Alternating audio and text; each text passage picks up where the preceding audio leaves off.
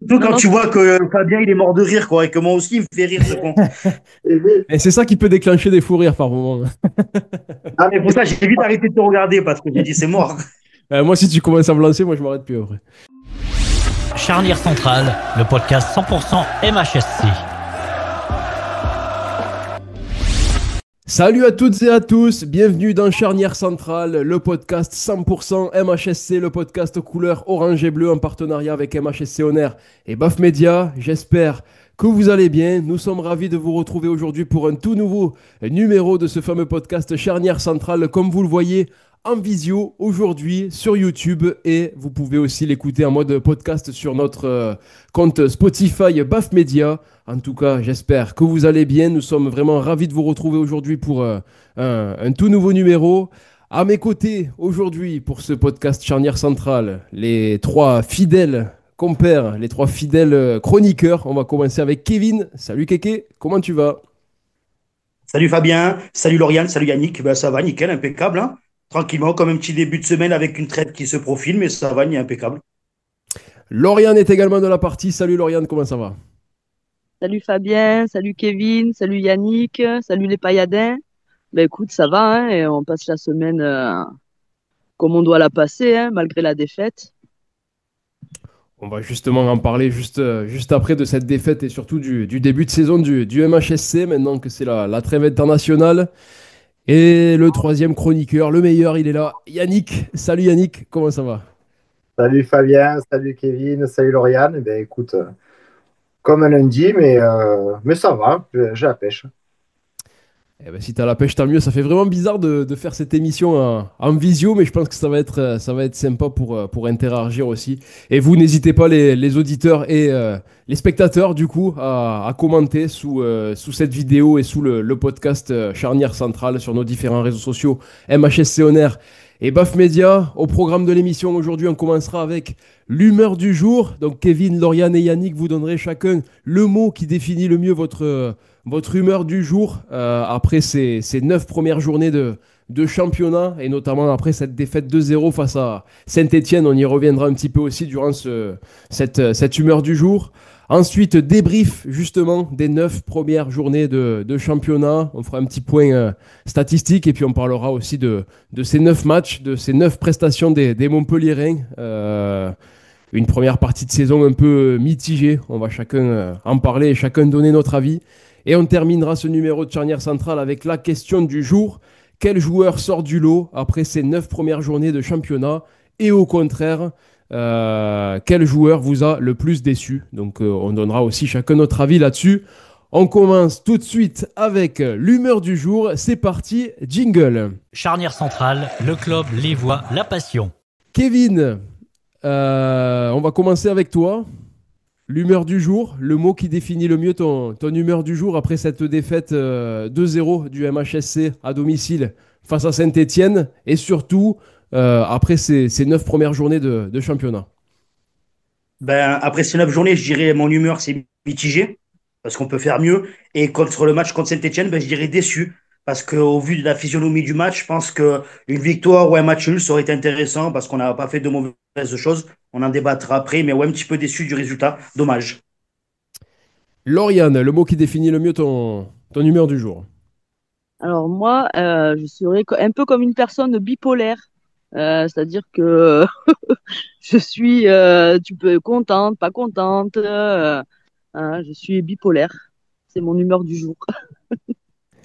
Alors moi, avant de passer à Yannick, pour moi, le mot qui définit le mieux mon humeur du jour après ces 9 premières journées de championnat, c'est perdu, parce que je suis un peu perdu, je sais pas quoi penser en fait de notre équipe. C'est un début de saison assez mitigé, quelques victoires très poussives, des défaites malgré tout compliquées parce qu'à chaque fois qu'on perd, il n'y a pas forcément trop de mérite derrière. Donc voilà, compliqué de savoir quoi penser après ces 9 premières journées. Yannick, toi, le mot qui définit le mieux ton humeur du jour. Moi, je suis toujours inquiet, hein. Moi, depuis le début de saison, je suis inquiet. Je trouve que même s'il y a du mieux dans les deux derniers matchs au niveau de l'implication des joueurs, on est très très loin d'avoir une équipe qui joue au foot. On a une équipe type qui ne se profile pas du tout. On a un effectif qui n'est pas équilibré, avec beaucoup de joueurs inexpérimentés. Finalement, on s'aperçoit qu'on a un groupe avec beaucoup de jeunes, c'est bien, mais ils n'ont ni joué en Ligue 2, ni joué en Ligue 1. La seule base professionnelle qu'on a, ce serait censé être la défense centrale. Et encore, on prend quand même des buts. Donc, moi, je suis quand même inquiet.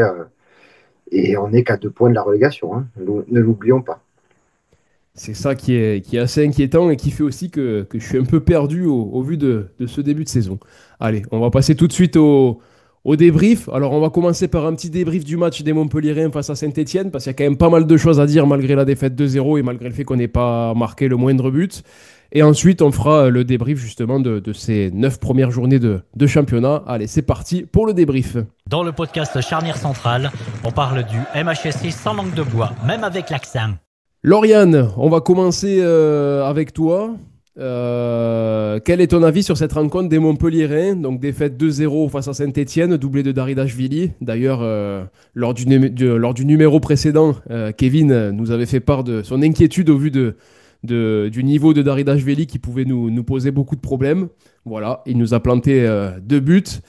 Lauriane, toi du coup, quel est ton avis sur cette rencontre? Il y a quand même quelques petits enseignements positifs à tirer aussi, parce qu'on a quand même malheureusement tapé 2 fois le montant de Gauthier Larsonneur. Après, il y a quand même beaucoup de choses négatives aussi à retirer. Ben, après, oui, tu as encore beaucoup de lacunes. Donc après, en soi, c'est un match où moi, je les ai trouvés dans l'esprit combatif. J'ai trouvé qu'ils avaient envie, ils ne sont pas arrêtés de courir. Ils étaient vraiment dans le match. Après, Saint-Étienne, c'est un cran au-dessus, quand même, faut le dire. Et après, quand tu regardes quand même les stats, ça reste. Il y a encore beaucoup de boulot, quoi. Quand tu fais 18 tirs, t'encadres 4. Enfin, tu te dis quand même devant, faut peut-être ajuster un peu les personnes devant. Je sais pas, c'est pas trop normal d'arriver à cadrer que 4 fois, quoi. Même en termes de passes, tu fais même pas le double de passes que eux ils ont faites. Donc oui, il y a un sacré boulot et en termes de niveau, j'étais quand même bien bas comparé à Saint-Étienne. Après, tu as changé ta physionomie d'esprit, c'est très bien. Maintenant, il va falloir changer la physionomie de jeu, de construction, tout ça, parce que tu es aux fraises, quoi. Tu t'es fait dépasser, les couloirs, ils les ont pris à l'aise.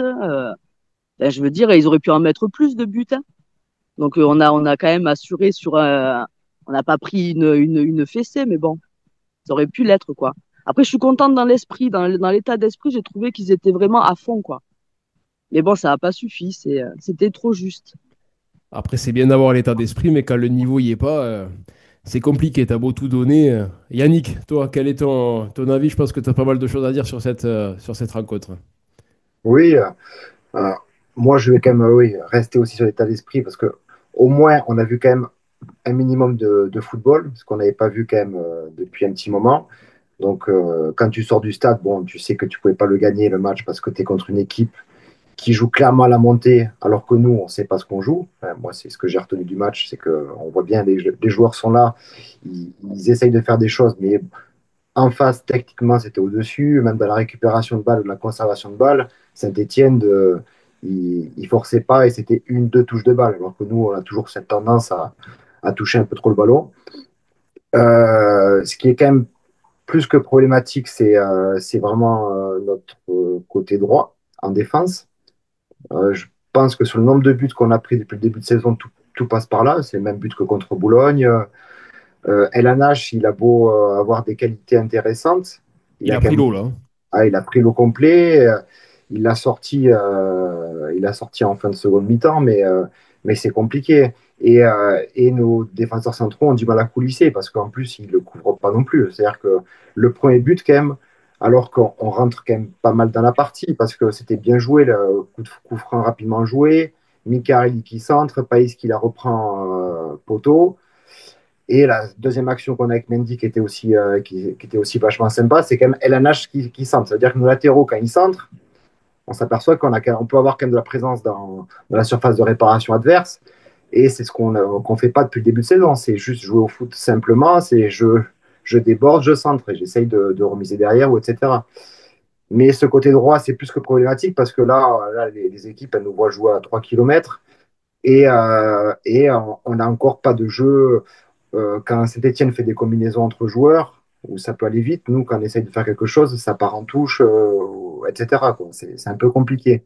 Le, la note positive, quand même, moi, je trouve que quand même, on avait parlé la dernière fois de Nicolas Païs, là, je continue à croire que quand même, il y a du mieux. On est quand même sur un profil alors que je crois que de base, il est plutôt central, là, quand même, il commence à prendre ses marques, j'ai l'impression, sur le côté droit, alors qu'il est gaucher. Et il apporte quand même quelque chose dans les débordements, dans les prises de décision. Je pense qu'on aurait dû quand même marquer au moins un but, mais on a joué contre une équipe qui était meilleure. Donc, si tu n'as pas le brin de réussite en plus, ou si tu n'essayes pas d'aller au-delà de ce que tu peux faire, tu ne pourras pas le marquer ce but. Parce que après, on a eu beaucoup de mauvais choix, notamment les entrées catastrophiques de Chateau et Orakpo. Je ne sais pas si on en parlera ou Kevin en parlera après. Mais Orakpo, je commence vraiment à m'inquiéter aussi du niveau de ce joueur. Je comprends même pas qu'il soit sur la feuille de match parce que quand tu rentres, tu as un caviar de Païs, il est tout seul au second poteau. Le mec, c'est la deuxième fois qu'il s'embrouille les pieds tout seul, quoi. Je comprends pas. Je comprends pas l'intérêt du joueur. Il est lent, il a pas de vision, il a pas de frappe. C'est très compliqué, quoi. Et après bon, voilà, je trouve qu'on est encore scolaire. Hein. C'est notre défaut aussi depuis le début de saison. Hein. Quand tu n'arrives pas à varier ton jeu, ben, l'adversaire, il force pas trop, même s'il n'est pas dans un grand jour, il arrive à te coller 2-0. J'avais parlé la dernière fois qu'on avait fait le podcast que ça se jouera en première mi-temps. Finalement, tout s'est joué en première mi-temps. Ça a été deux poteaux, ça aurait pu faire 2-2 à la mi-temps. J'espérais mon 3-2. Mais bon, ça se joue à des détails, mais des détails, c'est comme si tu faisais un match de Coupe de France entre une équipe amateur et une équipe professionnelle. Des fois, ça se joue à ça. Ça se joue aux petits trucs en plus qu'il faut aller chercher. Et force est de constater, encore une fois, c'est que même l'entraîneur, il n'y arrive pas. Parce que bon, j'ai l'impression qu'il a tâtonné à se dire est-ce que je fais des changements ou pas. Ces changements, finalement, sur Orakpo et Chateau, ça n'a pas été très bon, même si Alanache était cuit. Et j'ai pas compris non plus de faire rentrer Fayad, même si ça fait un moment qu'il était blessé. Un match comme ça, à 5 minutes de la fin, c'était un peu le. Ça aurait pu le tuer. Et puis en plus, il a fait lui aussi deux pertes de balles au milieu qui sont parties sur des contres. Compliqué, et même quand tu as des bonnes actions, quand tu as Julien qui lance Mendy en face à face, Mendy incapable de faire quelque chose de cohérent face à la sortie de l'Arseneur, qui n'était pas en plus fantastique sa sortie à l'Arseneur, et je pense qu'il pouvait faire beaucoup mieux. Voilà, il y a plein de détails à corriger. Je vois les joueurs en plus sur l'après-match bon, qui disent bon, on va continuer, on va se remettre en question, mais on ne peut pas s'amuser à alterner le chaud et le froid et, et se contenter. J'ai l'impression qu'on se contente beaucoup. Et moi, ce qui me fait peur, c'est qu'en plus, pour l'instant, on n'a pas beaucoup de blessés. Le jour où on a des blessés, si t'as Mendy qui est blessé, Savanier blessé, Laporte qui n'est pas là encore un peu plus longtemps, on risque vraiment d'avoir encore plus de difficultés. Donc voilà. Il y a la trêve. Espérons que, encore une fois, qu'il y ait une remise en question, mais faut vite trouver des solutions. J'ai peur qu'on répète ça à chaque trêve. Oui. Espérons qu'il y ait une remise en question, espérons qu'on se remette en question, espérons que ça aille mieux, espérons que, pour au final vivre une saison encore très complexe alors qu'on est en deuxième division. Kevin, qu'est-ce que tu as rajouté par rapport aux propos de Lauriane et Yannick? Déjà, mes collègues ont tout dit, mais après, moi, je pourrais pas dire, mais je pense que c'est quand même une défaite pour moi. Hein. Ah, d'accord, mais pas être d'accord, je trouve que c'est une défaite encourageante quand même, parce que, comme on a dit, pour moi, en regardant le match, ben, j'ai pris plaisir à regarder Montpellier, tu vois. Autant les autres matchs, ben, même tu gagnes contre Laval, tu gagnes contre Bastia et contre Le Mans, ben, ça faisait pas plaisir, quoi. Il y avait pas de jeu. Là, ben, comme on a dit, ben, ça a joué. Donc après, bon, malheureusement, tu fais les deux poteaux. Après, comme je disais, David Ashvili, voilà, c'est le réalisme stéphanois. Comme on a dit, eux, ils jouent la montée. Nous, on joue rien du tout cette année. Donc après, ben voilà, c'est l'expérience. Et comme on a dit, c'était pas une équipe stéphanoise très convaincante. Je pense qu'ils auraient pu faire mieux et qu'on aurait pu en prendre plus s'ils avaient vraiment joué. Après, pour revenir à ce qu'a dit Yannick, moi, j'ai trouvé le match exécrable et très décevant d'El Pourtant, j'avais misé, il y avait des bonnes rentrées, il y avait des bons matchs de lui, mais là, ça a été, voilà, quand tu vois qu'il y a un mec technique et rapide devant lui, il est perdu, quoi, le petit, hein. Donc voilà, comme on a dit, manque d'expérience, il a jamais joué en professionnel. Tu as des jeunes joueurs qui ont jamais rien fait, tu vois, comme Rakpo, j'arrive pas avec ce mec. Le mec, il a un profil de basketteur et donc il a rien il est tout le temps dans la surface comme au basket. Il reste plus de 3 secondes, il fait jamais rien. Et après Mendy, quoi. Faut avoir un Mendy. Le problème, c'est qu'en fait, il faudrait qu'on arrive à avoir un autre attaquant pour pouvoir lui mettre de la concurrence ou quoi. Parce que là, il n'est pas en confiance. Et désolé l'expression, mais il vaut rien. Moi, j'avais beaucoup d'espoir hein, quand il est venu, meilleur buteur de Caen, des saisons à 10, 12, voire 15 buts, voire 20 buts hein, quand il jouait avec Caen. Je me dis, bon, allez, quand même, c'est bien. Et là, ça fait rien, quoi. Devant, je sais pas, ça fait rien. Par le but qu'il met contre Laval, il sait pas d'où. Mais là, l'action, bon, il a pas de chance, il fait le poteau, il fait des transversales, mais sinon, il y a rien, quoi. Il perd tous ses duels et tout. Voilà. Après, comme on a dit, Païs, j'ai bien aimé Païs. Je trouve qu'il prend un peu plus d'ampleur dans notre 11. Donc, j'espère qu'il va continuer à lui faire confiance et tout ça. Mais après, le problème, c'est que, en fait, comme on dit, chaque trêve, faut faire quelque chose, mais en fait, c'est chaque année. Chaque année, on dit, bon, allez, ça va changer, on va faire quelque chose, nouvelle année, nouvelle trêve, mais ça fait rien. C'est comme si on retombait un peu dans nos travers l'année dernière en Ligue 1, où tu n'arrivais pas à marquer de but, t'en encaissais, et ça finissait toujours pareil. Et heureusement, comme on dit, tu gagnes des matchs, des petites équipes comme Laval, Bastia et tout. Mais si t'as quand, voilà, tu vois, quand tu joues Saint-Etienne, tu vas jouer Reims, t'as joué trois, bon, trois, tu vas te jouer chez toi, mais quand trois, ils sont premiers, ex aequo, soit ça, rien, ça joue. C'est des équipes qui jouent. Donc, tu te dis, heureusement que t'es pas en Ligue 1, parce qu'avec une équipe comme ça en Ligue 1, ce serait pire, quoi. Donc, je sais pas, je sais pas vraiment qu'est-ce qui manque. Tu vois, est-ce que c'est vraiment le coach? Bah, après, ça m'embête, comme on disait, de lui jeter la pierre, parce que c'est peut-être pas forcément lui qui est sur le terrain. Il est fait tout à l'entraînement. Donc, si après les joueurs n'appliquent pas ce qu'il a mis à l'entraînement, c'est compliqué. Donc, je sais pas, mais c'est un peu décevant. Tu vois, comme je disais, c'est une défaite encourageante quand même, parce qu'il y a eu des bonnes choses de fait, même s'il y a eu des défauts, il y a eu quand même pas mal de choses qu'on n'avait pas vues dans les autres matchs. Donc j'espère que voilà, après la trêve, moi je t'ai dit, il manque quand même, pour moi, il nous manque un vrai attaquant, quoi.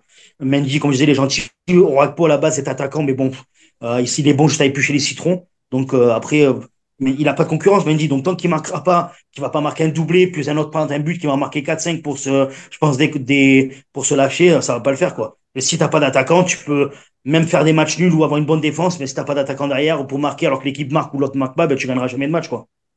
Moi, c'est vraiment le gros point noir que je trouve là, c'est vraiment l'attaque, quoi. L'attaque, autant aime beaucoup, il essaye et tout ça, mais devant, si t'as personne, un TJ quand il donne des ballons, si t'as personne devant, un mec comme ça doit tout le temps, ça doit tout prendre de la tête, tu vois. Pareil qu'Orapo, les mecs qui sont grands, tu dois tout prendre de la tête, mais il n'y a rien, donc c'est un peu décevant, quoi. Ouais, puis c'est vrai que Mendy, bah, déjà en plus, il n'a pas de concurrence, comme tu dis. Après, quand on voit ses matchs sur le terrain, pourtant, ça a l'air d'être quand même un mec physique et compagnie. Mais quand tu le vois sur le terrain, déjà, il a du mal à se bouger.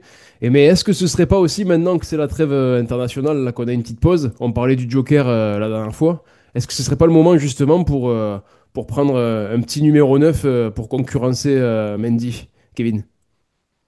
Ah oui, juste pour revenir avec Mendy, après, l'arbitrage, franchement, que ce soit des deux côtés, ça a été catastrophique.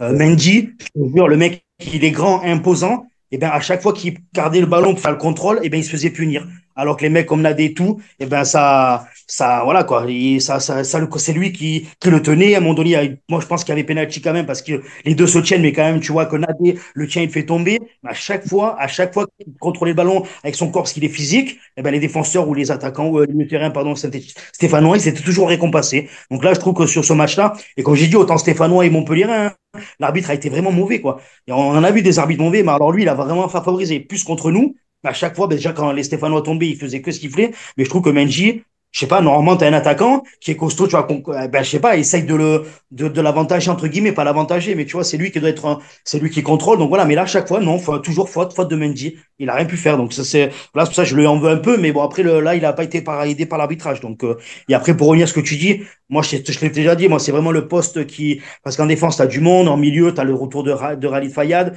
Après, tu as Chichouba qui peut jouer aussi un peu milieu gauche, qui va revenir de blessure. Donc voilà, mais c'est vraiment l'attaque. Un mec je te dis pas un mec qui va nous planter 10 buts, mais un mec qui va nous en planter peut-être 6, 7. Mais après, 10, j'aimerais bien, mais au moins qu'il y ait de la concurrence, que Mendy se dit, ah ben, en fait, Mendy, il est tranquille. Il se dit, à part, j'ai qui, là, que Junior Ndiaye, peu cher, on l'aime bien, mais bon, voilà, je pense qu'il a pas le niveau aussi. Mais du coup, il dit, bon, même si je marque pas, tant pis, de toute façon, je suis le seul attaquant de Montpellier, donc il va me mettre tous les matchs, quoi. Donc il faudrait un mec, tu vois, un mec un peu, tu vois, un mec qui a la hargne un peu à la Laborde, tu vois, un petit gabarit, un profil différent, tu vois, qui peuvent se trouver, quitte à jouer à deux devant, Mendy qui peut faire, comme à l'époque, un Giroud, des déviations, tu vois, que ça peut se trouver, donc un mec un peu rapide et qui a du ballon, je pense que ça pourrait être pas mal. Donc voilà, après, mais sincèrement, je pense que le Joker va jamais être utilisé. La cellule de recrutement Montpellier-Rennes et le bord Montpellier-Rennes ne veulent pas.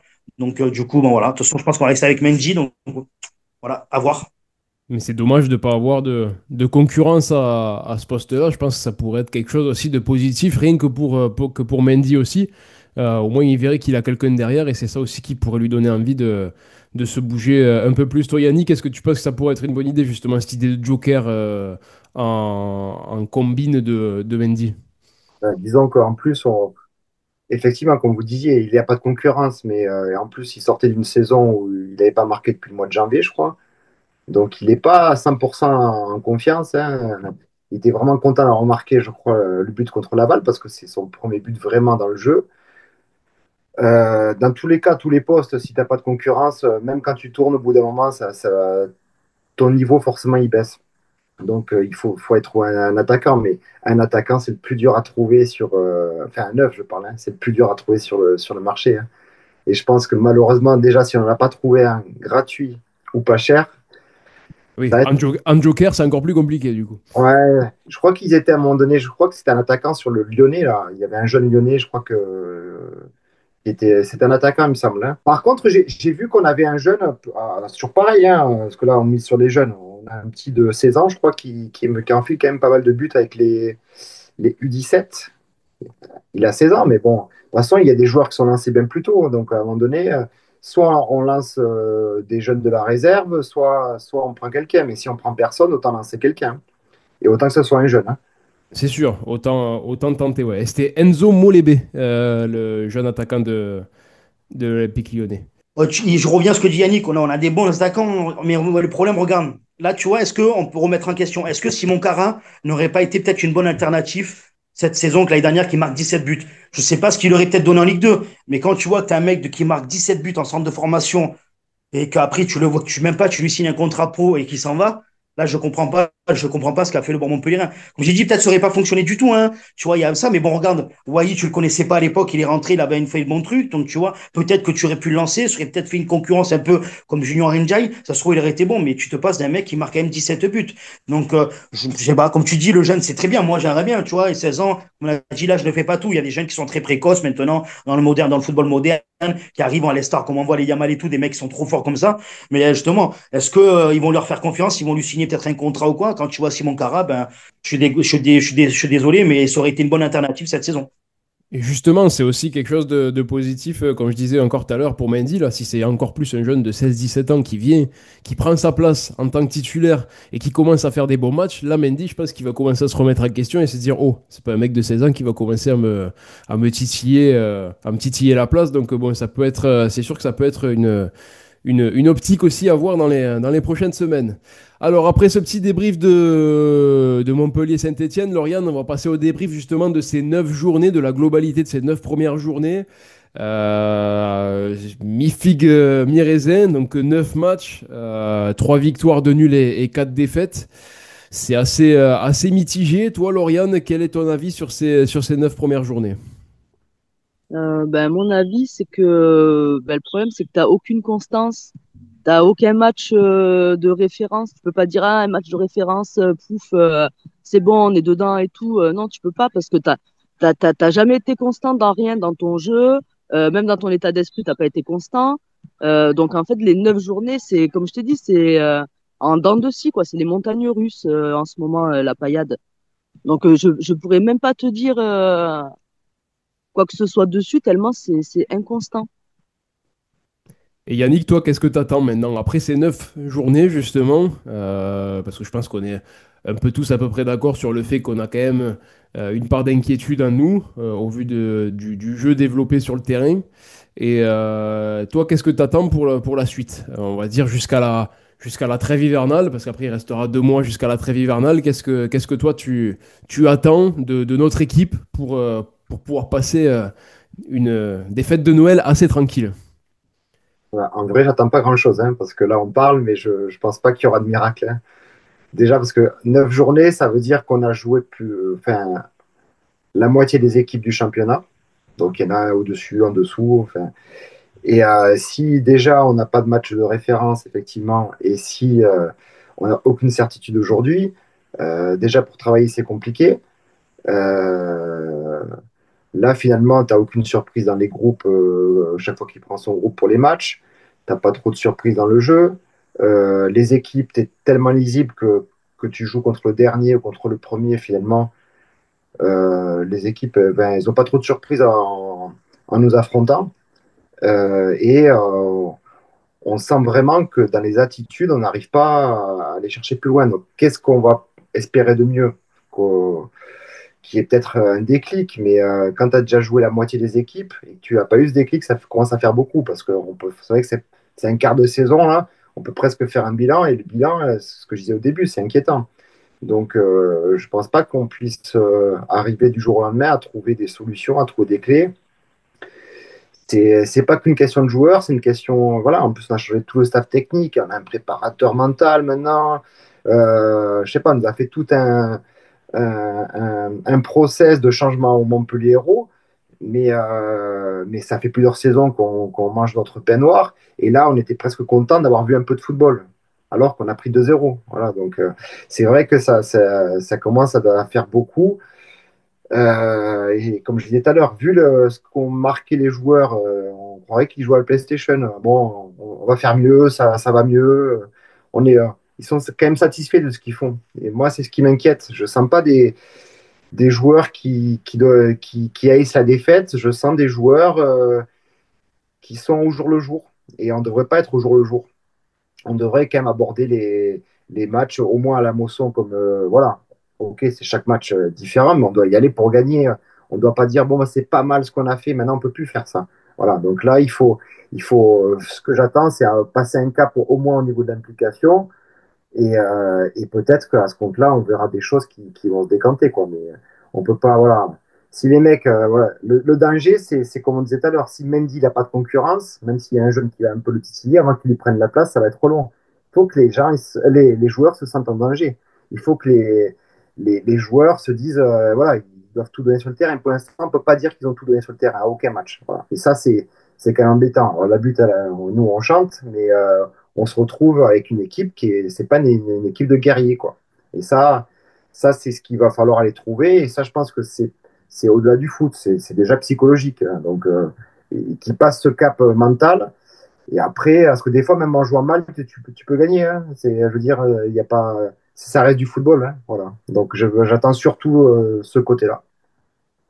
D'ailleurs, Yannick, tu parlais des ultras et des supporters de la butte. Vu qu'on fait un petit débrief des 9 premières journées, franchement, le point positif de ces 9 premières journées au MHSC, c'est les ultras, les gros chanteurs de la butte, parce que même encore là, contre Saint-Etienne, ils ont pas arrêté d'hausser la voix, d'hausser le ton.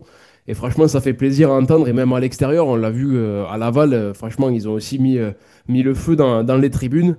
Donc c'est ça aussi qui peut nous aider à retrouver un peu un regain de forme. Mais bon, après voilà, c'est les joueurs, il faut aussi qu'ils se mettent en tête et qu'ils aient conscience que les supporters sont là, les supporters les poussent et les bougent à fond. Maintenant, c'est à eux de faire le taf sur le terrain. Lauriane, c'est vrai que ça peut être quand même un point très positif aussi, les supporters qui continuent de pousser. Voilà, on vit 9 journées assez compliquées, mais ils sont toujours là pour pousser, ils sont toujours là pour... Après, au bout d'un moment, si ça continue, je pense que il risque d'y avoir un peu du rébellion du côté des supporters, mais ça peut être quand même quelque chose de positif dans cette saison, les Ultras. Ah oui, non, mais de toute façon, c'est ton 12e homme, hein, les supporters, hein. Donc là, c'est bien, ça chante, voilà. Après, ils leur disent quand même, hein, bougez-vous le cul. Enfin, je veux dire, ça chante parce que voilà. Mais après, au bout d'un moment, ça va péter, ça va être moins marrant, hein. Mais, euh, mais déjà, faudrait que peut-être aussi, juste pour rebondir sur Yannick, euh, Ah, tu sais, t'as l'impression attention que Yannick, hein. non, non, c'est juste, non, mais parce qu'il a raison. Mais moi, j'ai l'impression aussi que c'est une équipe, enfin qui sont là individuellement pour leur prouesse à eux individuelle et qu'ils n'arrivent pas encore à se dire on est une équipe et on joue pour un club. Tu sais, ils sont jeunes et tout, ils veulent prouver leurs choses, ils veulent montrer que voilà. Et t'as l'impression qu'ils jouent pas pour le club, qu'ils jouent que pour eux. En plus, ils jouent pas super bien, donc bon voilà. Mais t'as l'impression qu'ils sont pas impliqués encore dans le club comme on aimerait qu'ils aient la mentalité paillade, qu'ils aient, tu vois. Il y a ça aussi, je trouve que ça, il faudrait qu'ils le développent un peu plus parce que t'as pas l'impression que c'est une équipe.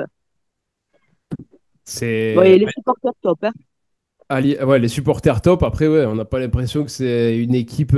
C'est un peu à l'image de ces dernières saisons aussi, hein, Kevin. Le MHSC, pour moi, vous savez, ça va être bête ce que je vais dire, vous allez rigoler, mais ça fait poincer un moelleux au chocolat. Allez, sur le papier, c'est tout croquant, tu vois l'effectif, tu te dis, bah, du Savanier, du Mendy, de machin, et en fait, dedans, ben, c'est tout mou, c'est tout moelleux, c'est tout mou, il n'y a pas de jeu, il n'y a rien du tout, quoi, c'est mou. À la différence du moelleux au chocolat, c'est que le moelleux, au moins, il est bon. Donc, moi, il nous régale. Eux, ils nous régale pas. Allez, on va passer à la dernière partie de l'émission. La question du jour, c'est parti, jingle. Charnière centrale, le podcast qui commente mieux que ton oncle bourré. Alors, la question du jour, c'est un peu deux questions dans une seule question. Quel joueur sort du lot après ces 9 premières journées de championnat? Et au contraire, quel joueur vous a le plus déçu? Kevin, tu vas continuer, on va continuer avec toi. Donc déjà, quel est le joueur qui sort du lot cette saison, pour toi? Ah ben, pour moi, ben, c'est Païs. Franchement, ben, peut-être pas tout parce qu'on l'a pas vu sur tous les matchs, mais je trouve que ben, depuis quelques matchs, j'aime bien. Tu vois, même si on aurait pu en citer d'autres, mais moi je trouve que Païs, ben voilà, on avait beaucoup critiqué un petit peu l'année dernière avec son arrivée, qu'il arrivait pas et tout, mais je trouve que là, franchement, ben c'est pas mal ce qu'il montre. Après, il a quelques défauts, mais voilà, c'est quelque chose d'encourageant. Tu peux te dire que tu pourras peut-être compter sur lui, être titulaire à tous les matchs et qu'il peut apporter quelque chose parce que tu vois qu'il tente, il a quand même un peu de ballon. Même si je pense que, voilà, comme on a dit, tout n'est pas parfait, mais je pense que Païs, pour moi, ça peut être ah ouais, je vais pas y arriver. La révélation, pardon, excusez-moi, cette saison, quoi, qui peut peut-être nous faire un petit coup de patte à la Savanier, tu sais, un petit centre ou quoi, qui peut déclencher quelque chose. Donc, je trouve que c'est très intéressant. Voilà.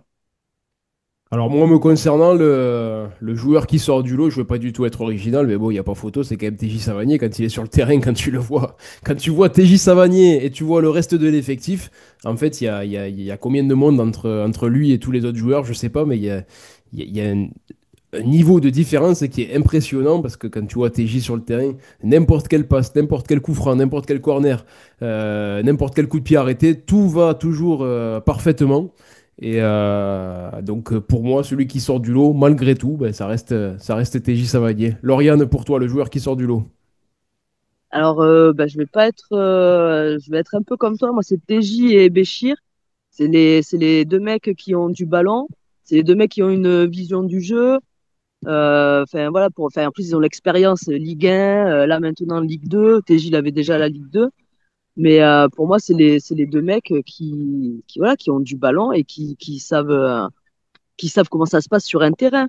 Ouais, pour en revenir à Savanier, ben, tu vois, comme pour rebondir ce que disaient Yannick et Lauriane, tu vois, regarde Savanier, tout le monde soit, comme dire, a peur de la concurrence. Regarde Savanier au début de saison, aucune fois il a été titulaire, enfin avant, il rentrait pas dans les matchs où il y avait peut-être besoin de lui, parce qu'il y avait du monde, soi-disant, par rapport à Camara, il y avait de la concurrence.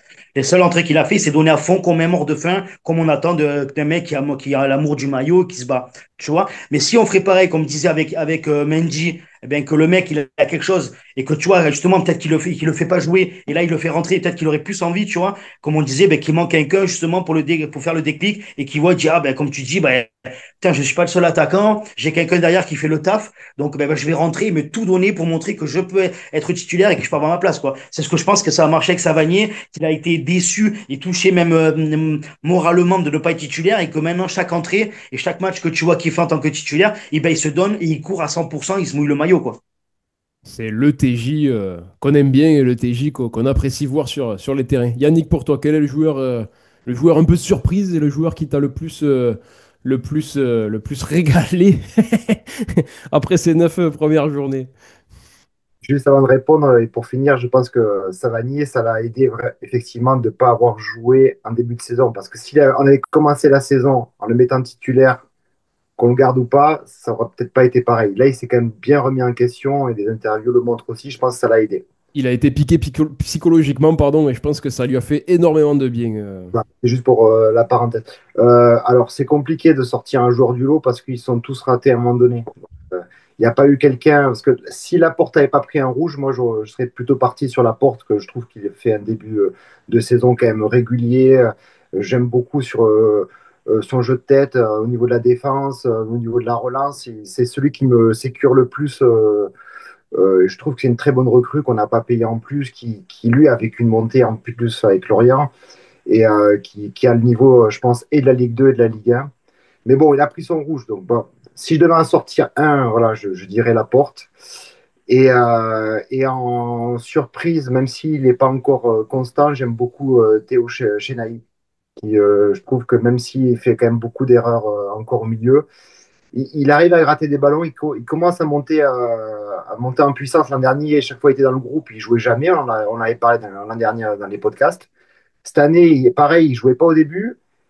J'ai l'impression que Camara, il n'a pas eu le choix, il l'a mis à un moment donné, et j'ai l'impression qu'il petit à petit, il risque de s'installer, et alors qu'on n'entendait pas trop. Et il est quand même intéressant dans son positionnement. Je trouve que quand même, il bouge. Voilà. Il a l'air pas mauvais techniquement. Donc voilà.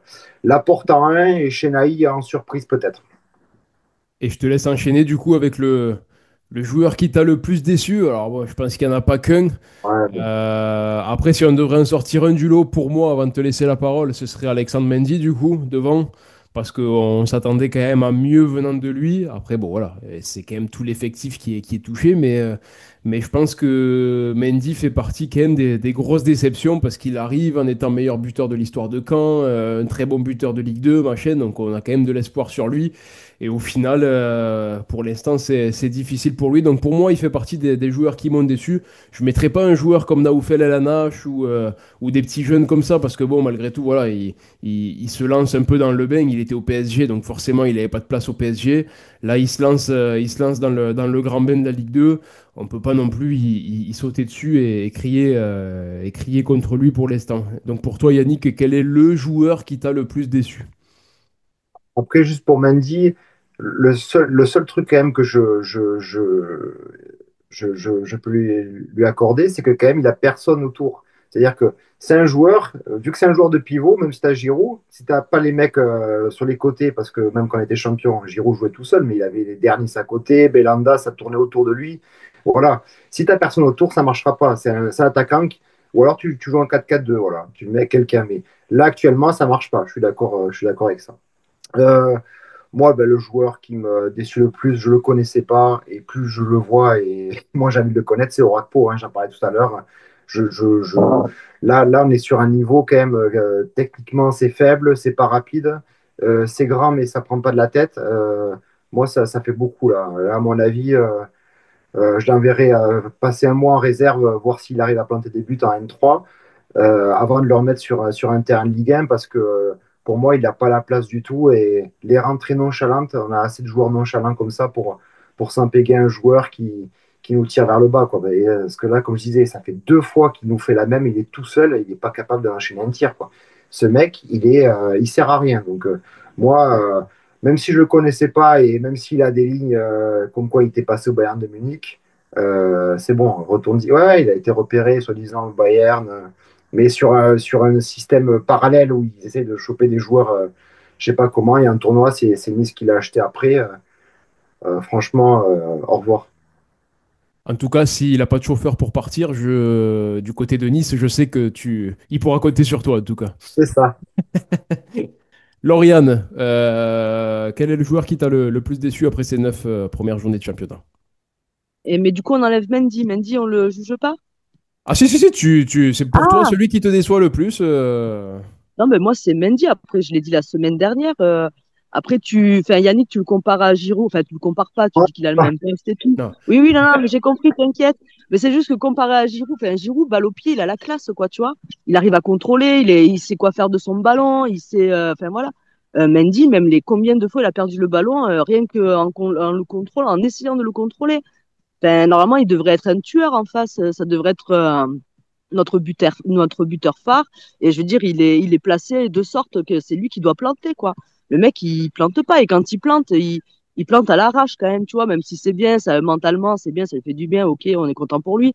Mais en vrai, franchement, enfin, pour moi, enfin, il vaut pas la Ligue 2, quoi. Bah Enfin, là, le mec balle au pied, c'est une horreur, quoi. au vu de ce Enfin, qu'il a quand il a un montré, c'est vrai que joueur, c'est compliqué. Ouais. après, ils disent, oui, on l'appelle l'arbre et tout, ok, mais l'arbre, là, il est planté et il bouge plus, quoi. Parce que non, mais c'est vrai, il a la balle dans les pieds, il y a un joueur qui est là, qui essaye de lui prendre et tout, il sait plus quoi faire. Il est là, tu le vois avec ses pieds, mais même moi, quand même moi qui ai un niveau ridicule en foot, enfin, j'essaierai de faire un peu mieux que lui, quoi. Bah, après, je le croise dans la rue, je lui dirais, salut, c'est bien. On Mais veut voir enfin, voilà, Lauriane faire quoi. des jongles avec le ballon. C'est exactement ce que j'allais dire. Allez, c'est parti. Sors-nous un ballon. Là, je sais que tu es à côté d'un terrain de foot en plus.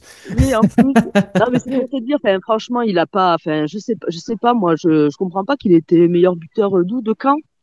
Ouais, meilleur buteur de l'histoire à Caen. Ouais. Après, voilà, comme il Ah dit ouais. Yannick, c'est sûr que quand t'as personne autour de toi pour t'envoyer des. Enfin, il y a TJ quand même qui envoie des ballons, mais quand t'es mal accompagné sur les ailes et tout, c'est sûr que c'est quand même compliqué de se mettre en avant, à l'image aussi de Oui, certains attaquants qu'on a connus ces mais dernières saisons.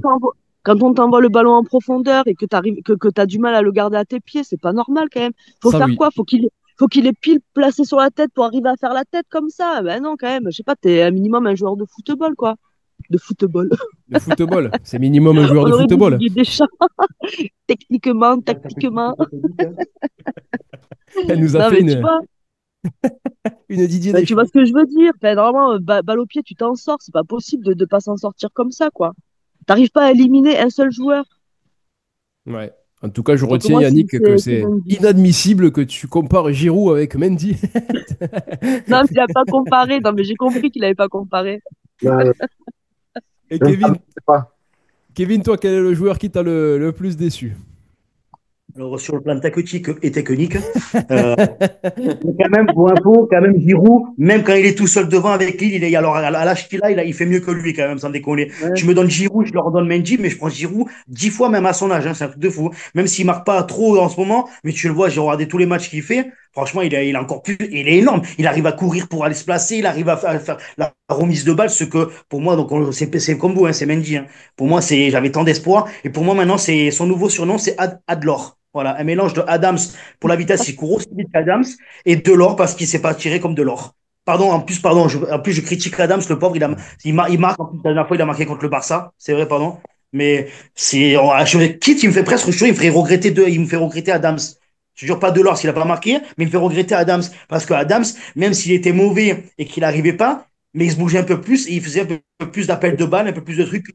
Comme tu dis, moi, j'avais beaucoup d'attentes, tu vois. Il y a eu beaucoup de rumeurs, ça se faisait pas, on n'en parlait pas. Et tu vois, vraiment, quand il est venu, comme je disais, moi, j'étais content. Je te disais, comme on disait, il avait sorti d'une saison à des 15, 12, 15, 20 buts à l'époque, il y a quelques années. Je me dis, bah, voilà, c'est l'attaquant qu'il faut. Ça va nous faire oublier Adams, les Delors et tout ça, ça va repartir. Et quand tu voyais les vidéos, comment ça s'appelle? Tu te disais, ouais, le mec, quand même, il était à droit, il était à droit, balle au pied, quoi. Et là,